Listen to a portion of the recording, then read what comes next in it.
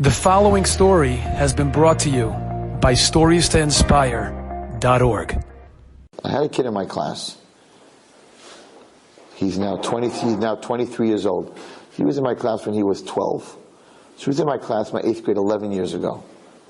I totally lost contact with him. I don't know, I have nothing to do with him. I lost contact, my fault, whatever.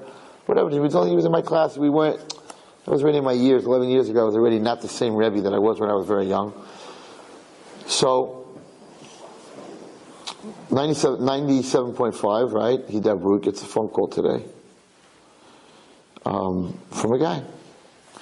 So the guy who runs Hidabrout picks up the phone, and the guy says to him, "Well, it was today or yesterday. Rabbi Wallerstein speak on your radio station?" And they're like, "Yeah." And he's like, "Oh my God, I haven't seen my Rebbe in a long time, 10 years, 11 years. He says, "I have to tell you something. I live out in the islands." Listen to this. He lives out in the islands. He says, "In the islands is a rock station, 97.5. I know that it's a rock and roll station, really heavy rock and roll." He says, "I love rock and roll." She's a worker. He says, "And I had a job in Brooklyn. So I always have it on 97.5. But Hidabrout is 97.5 here in Brooklyn. So he had a 97.5 because this is rock and roll in Long Island.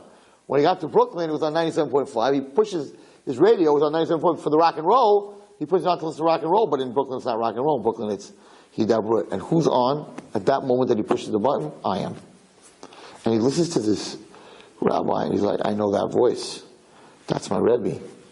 And he listens to my share. It was an hour and a half share. He listens to my whole share. And he calls up Hidabrout and he says, I want to talk to my Rabbi. And he's nothing today. Nothing. He doesn't keep anything. Right? He says, I want, if you can get me Rabbi Wallerstein's number, I want to talk to him. So because Baruch Hu has this guy, I haven't seen him in 11 years. He's listening to 97.5 rock in Long Island, right?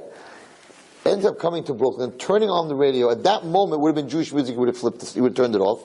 At that moment, I'm speaking, and it's my student. There's no way I would have ever found him. I forgot about him. We had nothing to do with each other. We weren't that close in class. Whatever. Now, whether I'm going to meet him, he's going to become from. I don't have the end of the story yet, right? The story just started. But look what's going on here.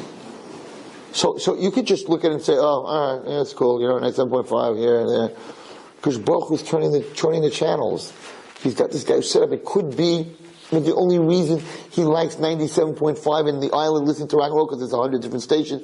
Because the Baruch Hu knew one day that 97.5 is going to have his Rebbe speaking on it, and he's going to meet him, and maybe he'll bring him back. Whatever. I don't know the cheshbon yet. I don't know the cheshbon. But I'm like, God, you're the man. I mean, it's crazy. So that would be my book tonight.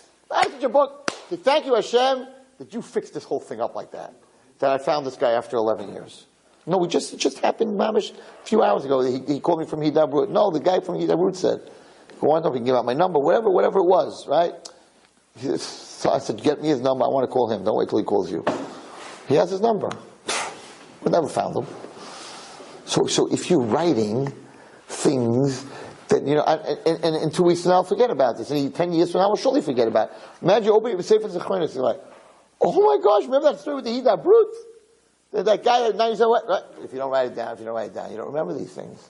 And life just becomes a big blah, blah, blah, and you forget everything. So that's the big thing.